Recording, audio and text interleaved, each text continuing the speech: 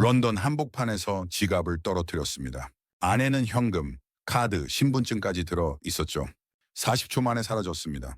한 남자가 신분증만 길바닥에 툭 던지고 현금은 호주머니에 넣고 갔습니다.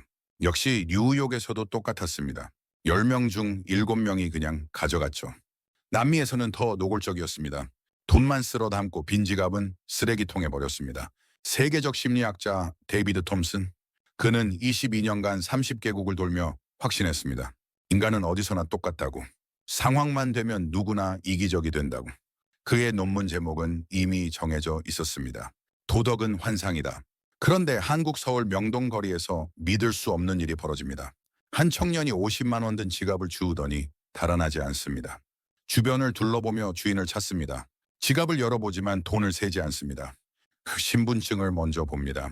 주인의 얼굴을 확인하려는 겁니다. 중년 여성은 더 놀랍습니다. 지갑을 들고 경찰서로 달려갑니다. 밤 10시가 넘었는데도 말이죠. 큰 돈이면 더 빨리 찾아줘야죠. 잃어버린 사람 지금 심장 떨어졌을걸요. 그녀는 숨을 헐떡이며 말합니다. 70대 노인은 더 충격적입니다. 카메라를 향해 소리칩니다. 주머니 만져봐요. 잃어버리면 큰일 나. 그리고 직접 주인을 쫓아가 지갑을 건넵니다. 영국 정보관이 12년 경력 중 처음으로 떨린 목소리로 증언합니다. 대한민국 젊은이들의 진짜 힘을요. 본격적인 이야기 시작 전 여러분께 감사 인사드립니다. 오늘도 저 담비를 찾아주셔서 정말 고맙습니다. 구독과 좋아요 하나하나가 담비에겐 큰 힘이 됩니다. 그리고 영상이 흥미로우셨다면 댓글에 네, 별로였다면 노라고 적어주세요. 여러분의 솔직한 피드백이 다음 영상을 만듭니다. 그럼 지금부터 한 학자의 극적인 이야기를 시작하겠습니다. 저는 데이비드 톰슨입니다. 런던에서 사회심리학을 연구하는 학자입니다. 22년간 세계 곳곳을 다니며 사람들의 도덕성을 실험해왔죠. 그리고 저는 단 한 가지 결론에 도달했습니다. 인간은 본질적으로 이기적이라는 것. 20년간 저는 틀린 적이 없었습니다. 적어도 한국에 가기 전까진 그랬습니다. 비 오는 런던 거리였습니다. 저는 일부러 지갑을 떨어뜨렸습니다. 안에는 현금과 카드, 신분증이 들어있었죠. 카메라 2대가 멀리서 조용히 돌아가고 있었습니다. 40초도 안 돼서 한 남자가 다가왔습니다. 그는 지갑을 집어들더니 주변을 힐끗 봤습니다. 그리고 신분증만 길바닥에 툭 던졌습니다. 현금은 재빨리 호주머니에 넣고 빠른 걸음으로 사라졌습니다. 저는 노트에 적었습니다. 현금 회수 실패. 도덕 반응 없음. 새로울 게 없었습니다. 뉴욕에서도 똑같았습니다. 한 여성이 지갑을 집어들고 몇 걸음 걷다가 주변을 둘러봤습니다. 그리고 걸음을 빨리 했습니다. 10명 중 7명이 그대로 가버렸죠. 저는 팀원들에게 말했습니다. 이게 현실이야. 사람들은 착하지 않아. 그냥 들키지 않으려고 조심할 뿐이지. 남미의 어느 대도시에서는 더 노골적이었습니다. 젊은 남자가 지갑을 열어 돈만 쓸어 담았습니다. 빈 지갑은 쓰레기통에 꽂았죠. 그의 표정에는 죄책감 같은 게 전혀 없었습니다. 살아남는 게 먼저라는 얼굴이었습니다. 저는 같은 장면을 20년 동안 봐왔습니다.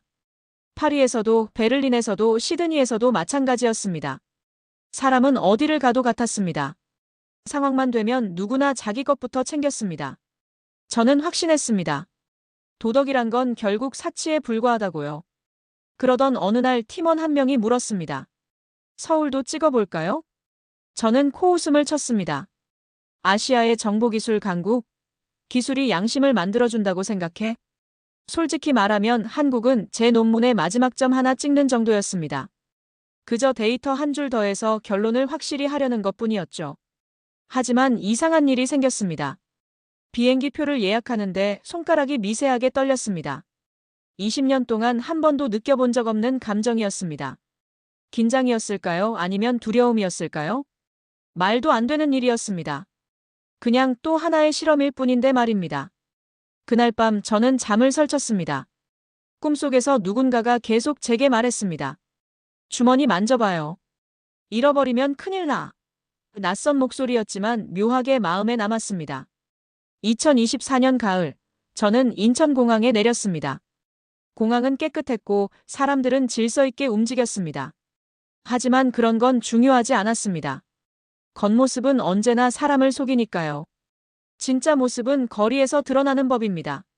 저는 카메라 가방을 메고 속으로 중얼거렸습니다. 좋아, 한국. 내 차례야. 그때는 몰랐습니다. 이 나라가 제 인생 전체를 뒤흔들 거라는 걸. 제 20년 신념이 한순간에 무너질 거라는 걸. 그리고 제가 다시 사람을 믿게 될 거라는 걸. 저는 한국에 도착했습니다. 하지만 아직 몰랐습니다. 제가 시험당할 거라는 걸. 서울에 도착한 다음 날, 저희는 명동 근처로 향했습니다. 관광객이 많고 유동인구가 많은 곳이었죠. 실험 조건은 똑같았습니다. 현금이 두둑하게 들어간 회색 가죽 지갑. 일부러 외국인 것처럼 보이게 카드 이름도 영어로 맞췄습니다. 저는 팔짱을 끼고 모니터를 바라보며 팀원에게 말했습니다. 이번에도 똑같을 거야. 돈은 사라지고 껍데기만 남겠지. 팀원이 카메라 각도를 조정했습니다. 저는 지갑을 길 한가운데 떨어뜨리고 자연스럽게 자리를 피했습니다. 이제 기다리는 일만 남았습니다. 첫 번째 사람이 나타났습니다. 20대로 보이는 남성이었습니다. 그는 지갑을 발견하고 멈춰 섰습니다. 그리고 지갑을 집어들었습니다. 저는 숨을 죽였습니다. 이제 달아날 겁니다. 아니면 돈만 빼고 버릴 거예요. 지금까지 봐온 그대로 말입니다. 그런데 그가 달리지 않았습니다. 그는 주변을 둘러봤습니다. 고개를 들어 사람들을 살폈습니다. 마치 주인을 찾으려는 것처럼요. 그리고 지갑을 열어봤습니다. 저는 무의식 중에 몸을 앞으로 숙였습니다. 등줄기가 굳어가는 게 느껴졌습니다. 그런데 그가 돈을 세지 않았습니다. 신분증을 먼저 봤습니다. 얼굴 사진과 이름을 확인하려는 듯 했습니다. 팀원이 속삭였습니다. 저 사람 왜 저러지? 저는 대답하지 못했습니다. 입이 마르고 있었으니까요.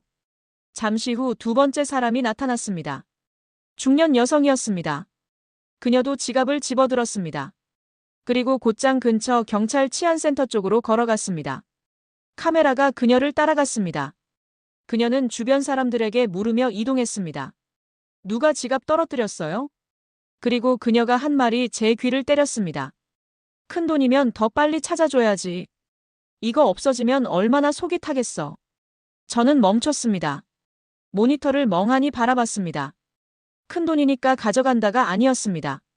큰 돈이니까 더 책임이 있다. 이건 제가 전 세계 어디에서도 들어본 적 없는 논리였습니다. 세 번째 상황이 벌어졌습니다.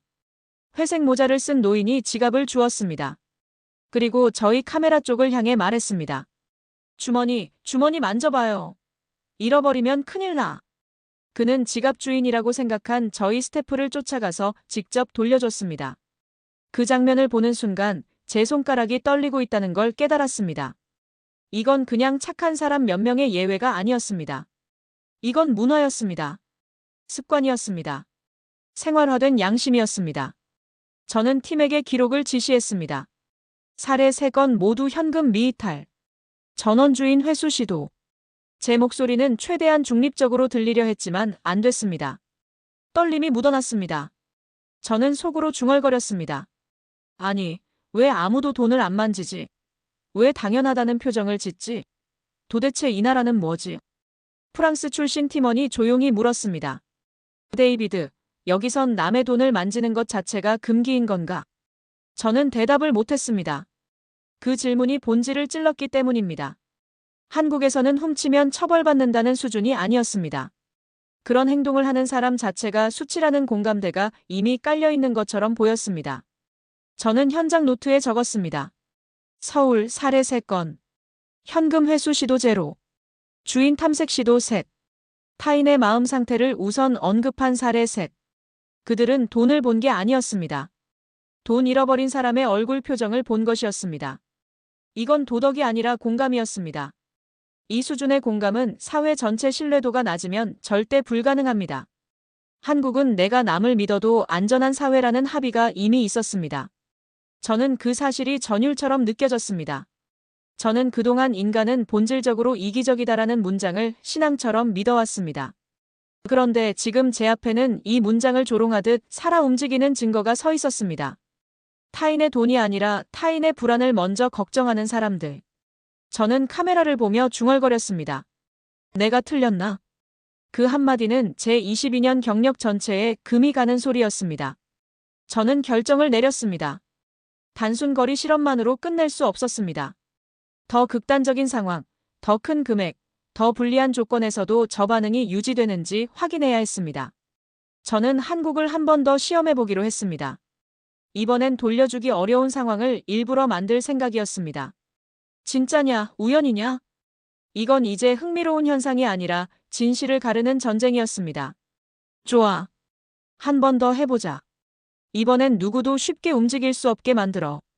실험이 끝난 후 저희는 지갑을 주었던 사람들에게 접근했습니다. 그들의 생각을 직접 들어보고 싶었습니다. 첫 번째 남자를 찾아가 물었습니다. 왜 그냥 가지고 가시지 않았습니까? 그는 어이없다는 듯 웃었습니다. 그건 도둑질이잖아요. 당연한 거 아니에요? 당연하다고요? 저는 숨이 막혔습니다. 20년간 전 세계를 다녔지만 이런 대답은 처음이었습니다. 두 번째 중년 여성을 만났을 때도 마찬가지였습니다. 큰 돈이면 더 겁나죠. 잃어버린 사람 지금 심장 떨어졌을걸요. 세 번째 노인은 더 간단했습니다. 남이 울면 나도 마음 불편해. 저는 그 말들을 듣고 멍해졌습니다. 이건 개인의 선행이 아니었습니다. 국민적 공통 언어였습니다. 모두가 같은 생각을 하고 있었습니다. 호텔로 돌아와 팀원들과 회의를 했습니다. 프랑스 출신 연구원이 조심스럽게 물었습니다. 데이비드, 여기선 남의 돈을 만지는 것 자체가 금기인가요? 저는 한참을 말없이 있다가 대답했습니다. 금기가 아니야. 더 깊은 거야. 한국에서는 훔치면 처벌받는다는 수준이 아니었습니다. 그런 행동을 하는 사람 자체가 수치라는 공감대가 깔려 있었습니다. 법 이전에 마음이 작동하고 있었습니다. 저는 연구 노트를 펼쳤습니다. 그리고 적었습니다. 서울 살해 3건. 현금 회수 시도 0. 주인 탐색 시도 3. 타인의 마음 상태를 우선 언급한 사례 3. 펜을 들고 있던 손이 떨렸습니다. 글씨가 흔들려 제대로 쓰지 못했습니다. 요약하자면 이랬습니다. 그들은 돈을 본 게 아니었습니다. 돈 잃어버린 사람의 얼굴 표정을 먼저 떠올린 것이었습니다. 이건 도덕이 아니라 공감이었습니다. 이 수준의 공감은 사회 전체 신뢰도가 낮으면 절대 불가능합니다. 한국은 내가 남을 믿어도 안전한 사회라는 합의가 이미 존재했습니다. 저는 그 사실이 전율처럼 느껴졌습니다. 다음 날 아침, 저는 혼자 명동거리를 걸었습니다. 사람들을 관찰하고 싶었습니다. 어떤 할머니가 길에 떨어진 휴대폰을 주워 주인을 찾고 있었습니다. 한 학생이 떨어진 우산을 세워두고 갔습니다. 택시기사는 뒷좌석에 놓고 간 가방을 경찰서에 맡기러 가고 있었습니다. 저는 벤치에 앉아 한참을 생각했습니다. 20년 동안 저는 인간은 본질적으로 이기적이다라는 문장을 신앙처럼 믿어왔습니다. 제 박사 논문도, 제 책도, 제 강연도 모두 그 위에 세워져 있었습니다. 그런데 지금 제 앞에는 그 문장을 조롱하듯 살아 움직이는 증거들이 있었습니다. 타인의 돈이 아니라 타인의 불안을 먼저 걱정하는 사람들. 자기 시간을 써가며 남의 물건을 찾아주는 사람들. 카페에 들어가 커피를 주문했습니다. 제 손은 여전히 떨리고 있었습니다. 어린 시절 런던 빈민가의 기억이 떠올랐습니다. 제 지갑을 훔쳐간 그 남자. 뒤도 돌아보지 않던 그의 뒷모습. 저는 그때부터 인간을 믿지 않았습니다. 사람은 상황만 되면 누구나 이기적이 된다고 믿었습니다. 그리고 20년간 그 믿음은 흔들린 적이 없었습니다. 하지만 지금은 달랐습니다. 저는 노트에 한 줄을 적었습니다. 내가 틀렸나? 그 한마디는 제 22년 경력 전체에 금이 가는 소리였습니다. 팀원에게 전화를 걸었습니다. 내일 다시 실험한다. 이번엔 조건을 더 어렵게 만들어. 어떻게요? 돈을 더 많이 넣고 돌려주기 힘든 상황을 만들어. 밤에 사람 많은 곳에서 해. 알겠습니다. 저는 전화를 끊고 창밖을 바라봤습니다. 서울의 거리가 보였습니다. 사람들이 분주히 오가고 있었습니다. 이제 이건 단순한 실험이 아니었습니다. 제 인생 전체가 걸린 질문이었습니다. 인간은 정말 이기적인가? 아니면 제가 지금껏 틀렸던 건가? 한국이 특별한 건가? 아니면 인간이 원래 이럴 수 있는 건가? 답을 찾아야 했습니다. 반드시. 저는 다시 한번 한국을 시험하기로 결심했습니다. 이번엔 누구도 쉽게 움직일 수 없는 상황을 만들 것입니다. 진짜냐, 우연이냐? 이건 진실을 가르는 전쟁이었습니다. 다음 날 저녁, 저희는 서울역 근처로 향했습니다. 퇴근 시간대라 사람들이 쏟아져 나오고 있었습니다. 이번 실험은 이전보다 훨씬 까다로웠습니다. 현금 50만 원, 외국인 이름의 여권 4본, 카드 여러 장, 그리고 일부러 값비싸 보이는 쇼핑백까지 함께 놨습니다. 카메라는 최대한 눈에 띄지 않게 설치했습니다. 저는 팀원들에게 말했습니다. 이번엔 걸릴 거야. 밤이고 사람도 많고 누가 봤는지도 모르는 상황이야. 누구나 유혹에는 약하거든. 쇼핑백과 지갑을 길가에 놨습니다. 그리고 멀리서 지켜봤습니다. 첫 번째 사람이 나타났습니다. 택배기사 복장을 한 남성이었습니다. 그는 쇼핑백을 발견하고 멈춰 섰습니다. 지갑을 봤습니다. 주변을 둘러봤습니다. 저는 숨을 죽였습니다. 이제 가져갈 겁니다. 밤이고 사람도 많고 누가 주인인지도 모르니까요. 그런데 그가 쇼핑백을 들고 지갑과 함께 치안센터로 향했습니다. 누가 떨어뜨렸어요. 그는 순찰 중인 경찰관에게 넘기고 자기 이름도 남기지 않고 사라졌습니다. 저는 이어폰을 벗었습니다. 지금 방금 또 돌려줬다고? 스태프가 대답했습니다. 예. 그냥 두고 갔어요. 본인 이름도 안 남기고요. 저는 말을 잇지 못했습니다. 두 번째 실험을 준비했습니다. 이번엔 더 복잡한 상황을 만들었습니다. 지갑을 벤치 밑에 살짝 숨기듯이 놨습니다. 쉽게 발견되지 않게요. 그리고 기다렸습니다. 20분쯤 지났을까요? 한 커플이 지나가다가 벤치 밑을 봤습니다. 지갑을 발견한 겁니다. 여자가 말했습니다. 어머, 여기 지갑 있어. 남자가 주워서 열어봤습니다. 돈 많이 들었네. 찾아줘야 되는데. 그들은 주변을 둘러봤습니다. 그리고 지갑을 들고 근처 편의점으로 들어갔습니다. 카운터 직원에게 뭔가 물어보는 것 같았습니다. 저는 모니터를 응시했습니다. 마이크가 그들의 대화를 잡았습니다. 여기 근처 파출소 어디 있어요? 저기 횡단보도 건너면 있어요. 감사합니다. 커플은 지갑을 들고 파출소로 향했습니다. 밤 10시가 넘은 시각이었습니다. 피곤해 보이는 얼굴이었지만 그들은 자기 길을 멈추고 남의 지갑을 찾아주러 갔습니다. 저는 카메라 앞에서 얼어붙었습니다. 프랑스 출신 팀원이 속삭였습니다. 데이비드, 이건... 저는 손을 들어 그를 막았습니다. 말할 수가 없었습니다. 세 번째 실험까지 했습니다. 이번엔 아예 사람이 적은 골목에 놨습니다. 목격자도 없고 카메라도 잘 안 보이는 곳이었습니다. 1시간이 지났습니다. 중년 남자가 지나가다 지갑을 발견했습니다. 그는 지갑을 주워 열어봤습니다. 돈을 확인했습니다. 그리고 주변을 봤습니다. 아무도 없었습니다. 저는 심장이 두근거렸습니다. 이제야 가져가겠죠. 아무도 모르니까요. 그런데 그가 지갑을 닫고 자기 가방에 넣었습니다.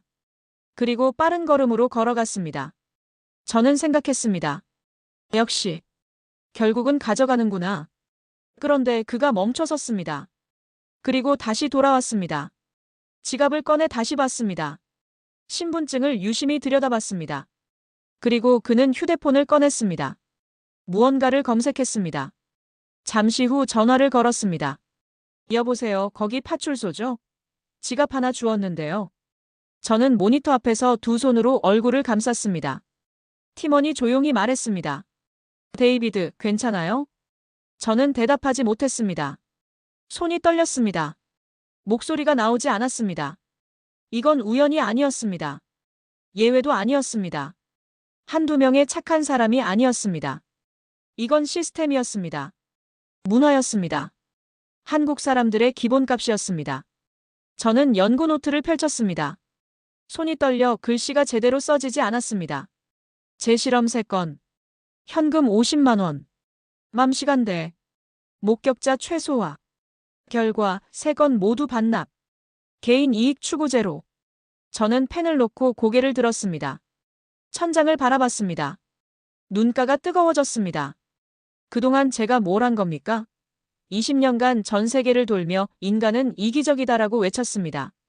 논문을 썼고 책을 냈고 강연을 했습니다. 수많은 사람들에게 인간을 믿지 말라고 가르쳤습니다. 하지만 여기, 이 나라에서는 달랐습니다. 사람들은 남의 돈을 자기 돈보다 소중히 여겼습니다. 남의 불안을 자기 일처럼 걱정했습니다. 저는 중얼거렸습니다. 내가 틀렸어. 완전히 틀렸어. 팀원들이 저를 바라봤습니다. 저는 일어났습니다. 호텔로 돌아가야 했습니다. 생각을 정리해야 했습니다. 그날 밤 저는 잠들지 못했습니다. 창밖의 서울 야경을 바라보며 계속 생각했습니다. 인간은 변할 수 있구나. 사회가 신뢰를 만들면 사람도 변하는구나. 한국이 증명하고 있었습니다. 정직은 선택이 아니라 습관이 될 수 있다는 것을. 양심은 개인의 덕목이 아니라 사회의 기본값이 될 수 있다는 것을. 저는 노트에 적었습니다. 정직이 습관이라니. 인류학적 기적이다. 다음 날부터 저는 본격적으로 시민 인터뷰를 시작했습니다. 직장인, 학생, 노인, 택시기사. 다양한 사람들을 만났습니다. 질문은 하나였습니다. 왜 지갑을 가져가지 않으셨습니까? 놀랍게도 대답이 거의 비슷했습니다. 한 회사원이 말했습니다. 그건 남의 거잖아요. 당연한 거 아닌가요? 대학생은 이렇게 답했습니다. 돈이야 다시 벌면 되죠. 근데 남의 돈 가져가면 제가 기분 나쁘잖아요. 70대 할아버지는 더 간단했습니다. 그냥 불편하잖아. 남이 울면 나도 마음이. 저는 그 말들을 듣고 깨달았습니다. 이건 도덕이 아니었습니다. 정서였습니다. 남이 불편하면 나도 불편한 사회. 남이 슬프면 나도 슬픈 마음. 그게 한국이었습니다. 경찰서도 찾아갔습니다. 분실물 담당 경찰관과 이야기를 나눴습니다. 분실물 반납률이 어느 정도 되나요? 경찰관이 웃으며 대답했습니다. 90% 넘습니다. 매일 시민들이 지갑, 휴대폰, 현금, 심지어 상품권까지 찾아오세요. 정말 매일입니까? 네. 하루에도 수십 건씩 들어옵니다. 저희가 일일이 주인 찾아주느라 바쁠 정도예요. 그가 한 말이 제 가슴을 쳤습니다. 여기선 경찰이 감시하는 게 아니라 시민들이 서로를 믿습니다. 그게 더 강한 힘이죠. 감시 대신 믿는다. 이건 서구의 통제형 도덕관과 정반대였습니다. 법으로 강제하는 게 아니라 마음으로 지키는 사회였습니다. 저는 이제 단순한 연구자가 아니었습니다. 어느새 이 현상에 감정적으로 빠져들고 있었습니다. 이 나라의 근본이 뭘까? 이 사람들은 어떻게 이렇게 살 수 있을까? 저는 종교학자처럼 골목과 시장, 공원과 지하철을 다녔습니다. 관찰하고 기록했습니다. 지하철역에서 한 학생이 떨어진 교통카드를 주워 영무원에게 맡기는 걸 봤습니다. 시장에서 할머니가 손님이 놓고 간 지갑을 들고 한참을 기다리는 걸 봤습니다. 공원에서 조깅하던 남자가 벤치 위에 우산을 보고 비 올 때 찾으러 오겠지 하며 잘 보이는 곳에 세워두는 걸 봤습니다. 주운 물건을 돌려주는 장면은 하루에도 수십 번 일어났습니다. 혹시 이거 떨어뜨리셨어요? 그 말이 한국 거리의 일상적인 인사처럼 들렸습니다. 어느 날 저녁 편의점에 들어갔습니다. 한 여성이 계산대에서 지갑을 꺼내다 1,000원짜리 지폐 한 장을 떨어뜨렸습니다. 뒤에 서 있던 남자가 바로 주워서 건넸습니다. 떨어뜨리셨어요. 아, 감사합니다. 너무나 자연스러웠습니다. 당연한 일처럼 주고받았습니다. 1,000원. 큰 돈도 아닌데 그냥 두고 갈 수도 있었을 텐데요. 저는 그 장면을 보며 깨달았습니다. 한국의 정직함은 개인의 선의가 아니었습니다. 사회 전체의 기본값이었습니다. 태어나서부터 보고 자란 풍경이었습니다. 가정에서 배우고 학교에서 익히고 거리에서 확인하는 일상이었습니다. 남을 속이면 나도 부끄럽다는 전통이었습니다. 이건 법의 문제가 아니었습니다. 문화였습니다. 오래 쌓인 신뢰였습니다. 저는 숙소로 돌아와 노트를 펼쳤습니다. 그리고 다큐멘터리 내레이션 초고를 쓰기 시작했습니다. 하지만 몇 줄 쓰다가 멈췄습니다. 목이 메었습니다. 창밖을 바라봤습니다. 서울의 밤하늘이 보였습니다. 유난히 맑았습니다. 저는 중얼거렸습니다. 나는 20년 동안 인간의 추함만 보았다. 눈가가 뜨거워졌습니다. 하지만 지금 한 나라가 나에게 인간의 품격을 가르쳤다. 눈물이 흘렀습니다. 연구자로서 해선 안 될 일이었습니다. 객관성을 잃는 순간이었으니까요. 하지만 멈출 수 없었습니다. 저는 어린 시절을 떠올렸습니다. 런던 빈민가에서 지갑을 잃었던 그날. 아무도 돌려주지 않았습니다. 그때부터 저는 사람을 믿지 않았습니다. 하지만 여기는 달랐습니다. 이 나라는 달랐습니다. 저는 노트에 적었습니다. 한국의 거리에서 나는 양심을 보았다. 통계의 끝이 아니라 인간성의 부활을 보았다. 다음 날 아침, 저는 팀원들을 모았습니다. 실험을 끝낸다. 더 이상 필요 없어. 왜요? 저는 웃었습니다. 이미 답을 찾았으니까. 팀원들이 서로를 바라봤습니다. 저는 말했습니다. 정직은 선택이 아니야. 여기선 습관이야. 공기처럼 당연한 일상이지. 그날부터 저는 논문을 다시 쓰기 시작했습니다.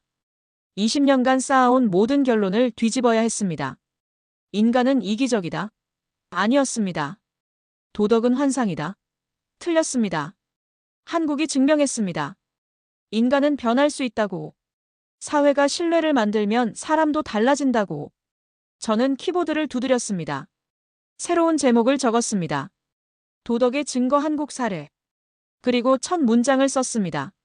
나는 한국에서 인간의 도덕을 보았다. 실험을 끝내려던 그날, 갑자기 폭우가 쏟아졌습니다. 하늘이 뚫린 것처럼 비가 내렸습니다. 팀원들은 장비를 챙기며 오늘은 물이라고 했습니다. 카메라도 제대로 작동하지 않을 거라고요. 하지만 저는 고개를 저었습니다. 오늘 해야 했습니다. 진짜 상황에서 어떻게 반응하는지 보고 싶었습니다. 저는 비를 맞으며 거리로 나갔습니다. 사람들이 우산을 쓰고 빠르게 지나갔습니다.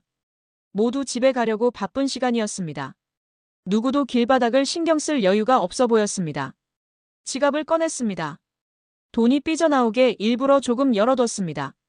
그리고 빗물이 고이는 길 한가운데 놨습니다.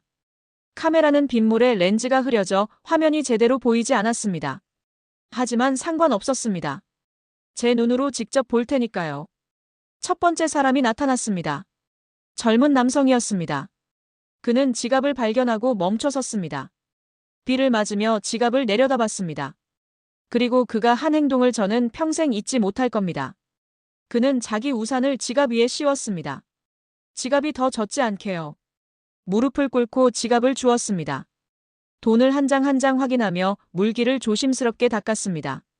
저는 숨이 멎었습니다. 비에 젖은 돈을 닦아주는 사람이라니. 자기는 비를 맞으면서요. 그때 옆을 지나던 여성이 멈춰 섰습니다. 두 사람은 잠시 대화를 나눴습니다. 그리고 여성이 가방에서 비닐봉지를 꺼내 건넸습니다. 남성은 고맙다는 듯 고개를 숙이고 지갑을 비닐로 감쌌습니다. 두 사람은 처음 보는 사이였습니다. 하지만 함께 남의 지갑을 보호하고 있었습니다. 저는 카메라를 잡은 손이 떨렸습니다. 빗물인지 눈물인지 모를 게 얼굴을 타고 흘렀습니다. 그때 갑자기 바람이 불었습니다. 지갑 안에 돈 몇 장이 공중으로 날아갔습니다. 빗속에서 돈이 이리저리 흩날렸습니다. 저는 긴장했습니다. 이제야 본성이 드러나겠죠. 바람에 날린 걸로 치고 누군가는 주워가겠죠. 아무도 모를 테니까요. 하지만 믿을 수 없는 일이 벌어졌습니다. 5명의 사람들이 동시에 움직였습니다. 날아가는 돈을 쫓아 뛰었습니다. 빗속을 헤치며 돈을 주웠습니다. 진흙탕에 떨어진 돈도, 배수구 근처로 흘러간 돈도 모두 찾았습니다. 그리고 그들은 서로에게 건넸습니다. 한 장 한 장 확인하며 모았습니다. 누구 하나 가방에 넣지 않았습니다. 마치 약속이라도 한 것처럼 모두가 같은 마음이었습니다. 저는 그 장면을 보며 무릎이 꺾이는 줄 알았습니다. 이건 실험이 아니었습니다. 기적이었습니다. 사람들은 돈을 다 모아 처음 지갑을 주었던 남성에게 건넸습니다. 그는 다시 한번 세어보고 비닐봉지에 잘 넣었습니다. 그리고 근처 편의점으로 들어갔습니다.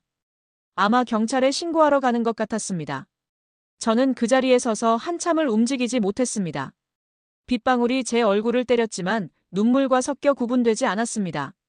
팀원이 다가와 우산을 씌워줬습니다. 저는 고개를 들어 하늘을 봤습니다. 빗줄기가 눈에 들어왔습니다. 저는 중얼거렸습니다. 이건 더 이상 사회 실험이 아니다. 이건 인류의 희망이 남은 곳의 기록이다. 그날 밤 호텔로 돌아와 노트를 펼쳤습니다. 젖은 종이 위에 펜을 댔습니다. 글씨가 번지고 흐려졌지만 계속 썼습니다. 폭우 속 실험. 5명의 시민. 흩날린 돈. 결과 전액 회수 시도. 개인 취득 제로. 상호 협력 자발적 발생. 손이 떨려 글씨가 제대로 써지지 않았습니다. 하지만 멈출 수 없었습니다. 저는 원래 논문 제목을 다시 봤습니다. 도덕의 신화. 그 제목을 줄로 그어 지웠습니다. 그리고 새로 썼습니다. 도덕의 증거 한국 사례. 서문 첫 줄도 바꿨습니다. 나는 인간의 타락을 증명하러 왔다가 인간의 품격을 목격했다. 창밖을 봤습니다. 비는 여전히 내리고 있었습니다. 서울의 불빛들이 빗속에서 반짝였습니다. 아름다웠습니다. 저는 20년 동안 세계를 돌며 인간의 어두운 면만 봤습니다. 그게 전부라고 믿었습니다. 하지만 틀렸습니다. 한국이 가르쳐줬습니다. 인간은 변할 수 있다고. 사회가 신뢰를 만들면 사람도 아름다워질 수 있다고. 저는 노트북을 열어 이메일을 썼습니다. 런던 학회 측에 보내는 발표 신청서였습니다. 제목은 이랬습니다. 인류가 잃어버린 것, 한국이 지키고 있었다. 발송 버튼을 눌렀습니다. 이제 세계에 알릴 시간이었습니다. 한국의 기적을 말입니다. 런던으로 돌아온 지 한 달이 지났습니다.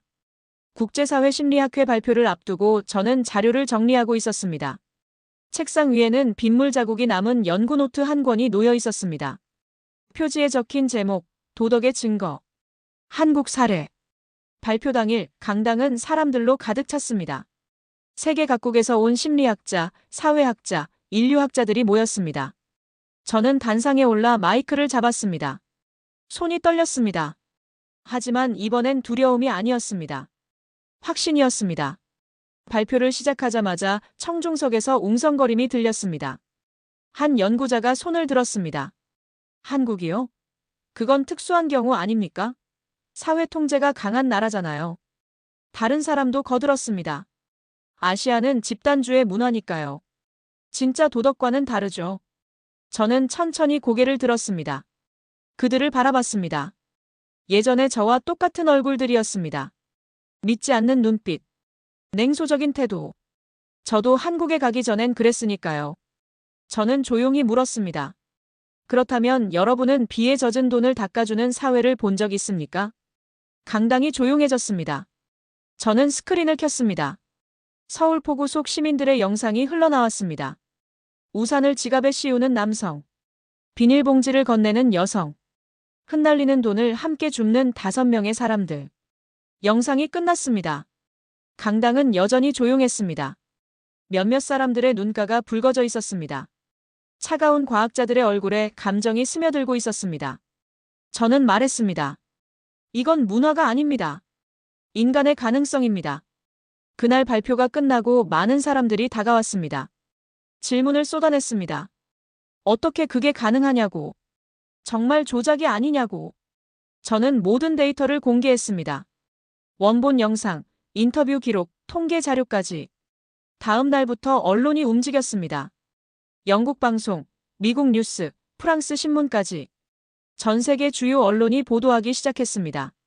한국, 세계에서 가장 양심적인 사회로 밝혀지다. 한국 시민의식, 도덕의 새로운 표준이 되다. 저는 그날 밤 수백 통의 이메일을 받았습니다. 대부분 같은 질문이었습니다. 우리는 왜 저렇게 못 사는 걸까요?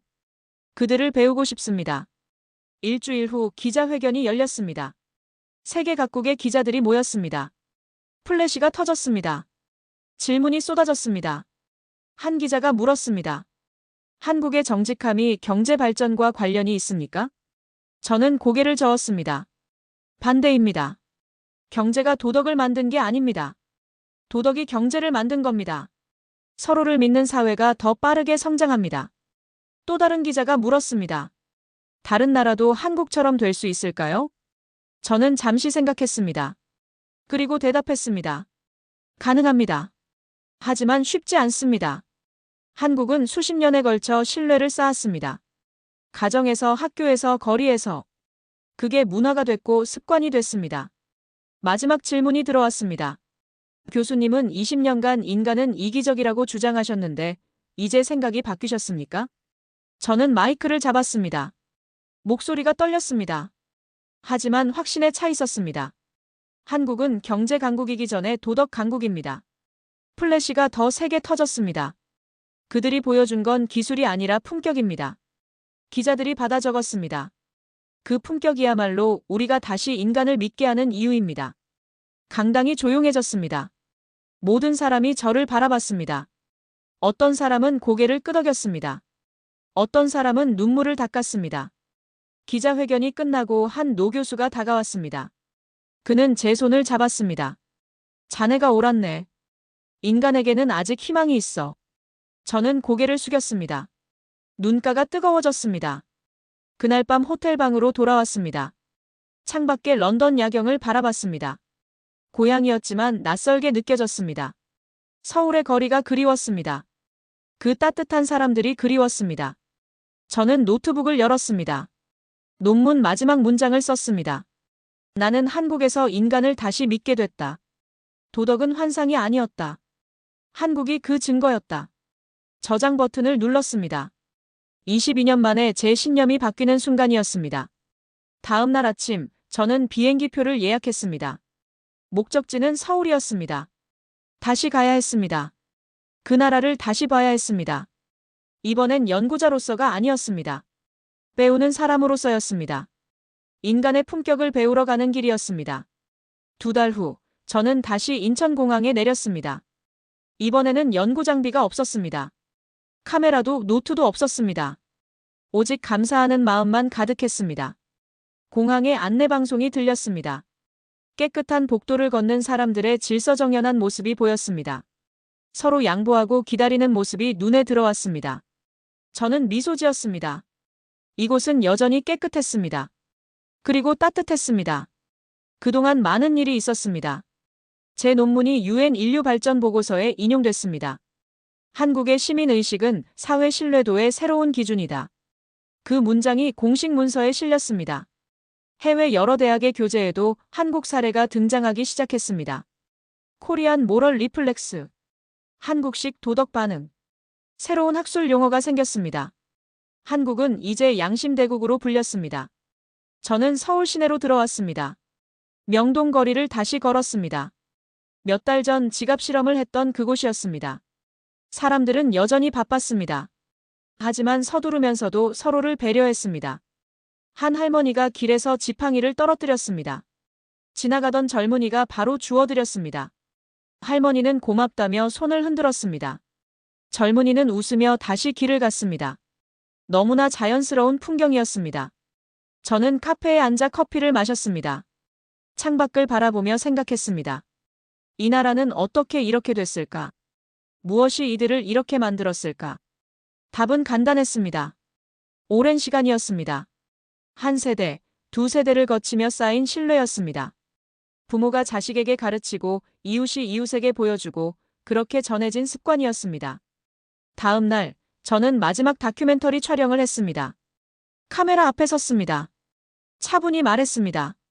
나는 이곳에서 인간의 본능이 변할 수 있다는 걸 보았습니다. 목소리가 떨렸지만 계속했습니다. 도덕은 교과서에 있는 게 아니었습니다. 서로의 눈빛 속에 있었습니다. 카메라가 서울 거리를 비췄습니다. 오가는 사람들, 질서 있는 횡단보도, 서로 양보하는 모습들. 한국의 거리는 인간성의 마지막 증거였습니다. 촬영을 마치고 밤 산책을 나갔습니다. 비가 내리기 시작했습니다. 몇 달 전 폭우 실험을 했던 그날처럼요. 한 중년 남자가 다가왔습니다. 우산을 제 머리 위로 씌워줬습니다. 외국분 적겠네요. 저는 놀라 그를 바라봤습니다. 그는 웃고 있었습니다. 저는 영어로 감사하다고 말했습니다. 한국은 여전히 따뜻하군요. 그가 한국말로 대답했습니다. 저는 알아들을 수 없었지만 느낌으로 알았습니다. 그는 이렇게 말한 것 같았습니다. 원래 그렇잖아요. 사람 사는 세상인데. 저는 눈을 감았습니다. 그 한마디면 충분했습니다. 바로 그거였습니다. 사람 사는 세상. 그게 한국이었습니다. 비를 맞으며 걸었습니다. 우산을 씌워준 남자는 이미 멀리 가고 있었습니다. 뒤도 돌아보지 않았습니다. 당연한 일을 했을 뿐이니까요. 저는 호텔로 돌아와 마지막 기록을 남겼습니다. 나는 냉정한 과학자였습니다.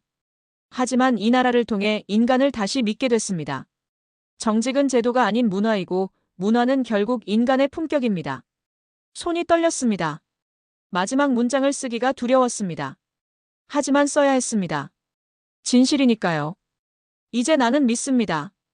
인류의 희망은 서울의 거리 위에 있습니다. 노트를 덮었습니다. 22년 연구의 결론이었습니다. 예상과는 정반대였지만 이게 진실이었습니다. 창밖을 봤습니다. 비는 그쳤고 서울의 불빛이 반짝였습니다. 아름다운 도시였습니다. 아름다운 사람들이 사는 곳이었습니다. 저는 어린 시절을 떠올렸습니다. 런던 빈민가에서 지갑을 잃었던 그날. 그때부터 저는 사람을 믿지 않았습니다. 하지만 이제는 달랐습니다. 한국이 가르쳐줬습니다. 인간은 변할 수 있다고. 사회가 신뢰를 만들면 사람도 아름다워질 수 있다고. 저는 침대에 누웠습니다. 편안했습니다. 20년 만에 처음으로 마음이 편안했습니다. 인간을 믿어도 괜찮다는 걸 알았으니까요.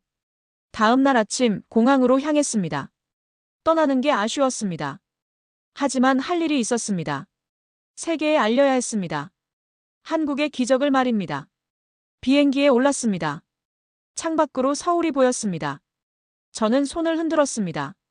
고맙다고 속으로 말했습니다. 당신들이 제게 다시 인간을 믿게 해줬다고. 비행기가 이륙했습니다. 서울이 점점 작아졌습니다. 하지만 제 마음속에서는 더 커졌습니다. 저는 노트를 펼쳤습니다. 마지막 페이지에 한 줄을 적었습니다. 한국에서 배운 것.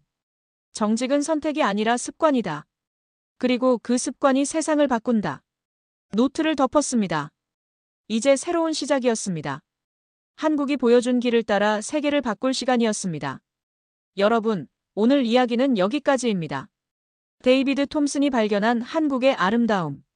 그건 단순히 경제 발전이나 기술력이 아니었습니다. 서로를 먼저 생각하는 마음이었습니다. 남이 슬프면 내 마음도 불편한 그 따뜻한 정서였습니다. 여러분이 생각하는 한국의 아름다움은 무엇인가요? 어쩌면 매일 지나치는 일상 속에 있을지도 모릅니다. 엘리베이터에서 문 열린 버튼을 눌러주는 손길. 길에서 떨어진 물건을 주워주는 마음. 혹시 이거 떨어뜨리셨어요? 하고 건네는 그 한마디. 우리에겐 너무 당연해서 특별하지 않은 것들이 세계가 보기엔 기적이었습니다. 댓글로 여러분의 생각을 자유롭게 나눠주세요. 여러분이 경험한 한국의 따뜻한 순간들을 말이죠. 긴 영상 끝까지 시청해주셔서 정말 감사합니다. 다음에도 더 유익하고 감동적인 이야기로 찾아뵙겠습니다. 여러분 모두 따뜻한 하루 보내세요. 그리고 오늘도 누군가에게 작은 친절을 베푸는 아름다운 여러분이 되시길 바랍니다. 감사합니다.